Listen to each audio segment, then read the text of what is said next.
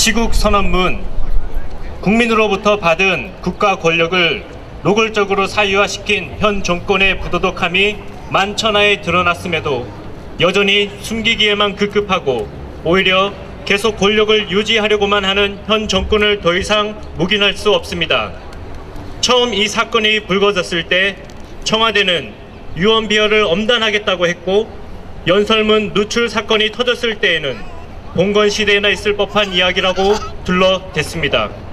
그러나 보십시오. 하나하나 드러난 실체에 박근혜는 결국 본인이 임명해 놓은 검찰에게서 조사를 받아야 하는 시점에 이르렀습니다. 그리고 총리를 뽑아 달라며 동정표를 얻으려고 애쓰고 있습니다.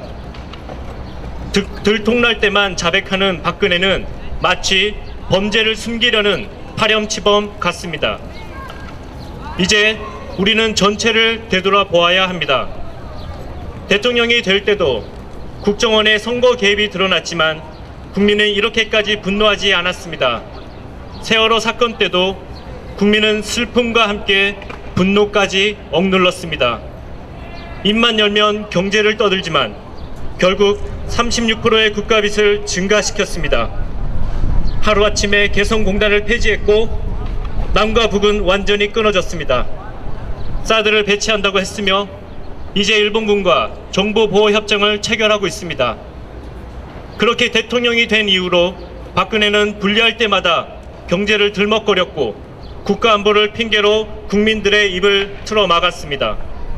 하지만 박근혜 정부가 들어선 이후 4년도 안 된 지금 국가빚이 500조까지 불어났습니다.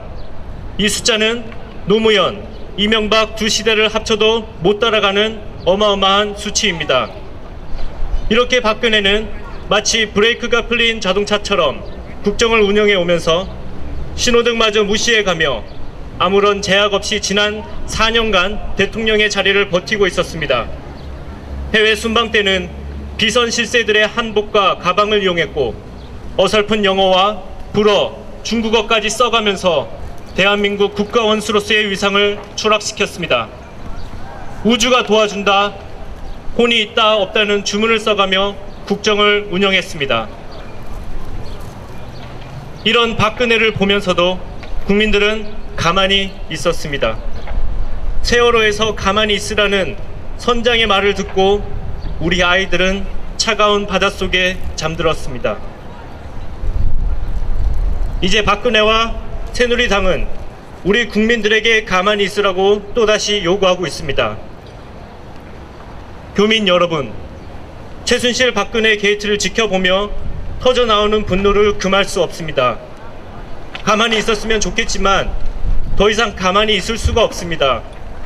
지금까지 국민이 참고 견딜 수 있었던 이유는 결과에 승복하려는 민주주의 가치를 지키고 싶었기 때문입니다.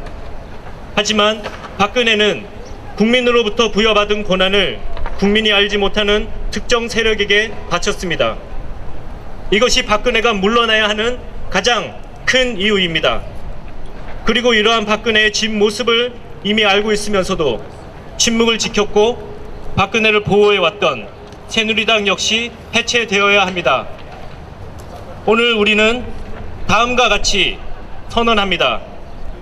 하나, 국민으로부터 부여받은 국가 권력을 농단한 박근혜는 물러나라! 둘, 박근혜를 이용해 기득권을 누려온 새누리당 해체하라! 셋, 정권의 눈치를 보는 정치 검찰 각성하라! 2016년 11월 12일 박근혜 퇴진에 동의하는 오클랜드 교민 일동.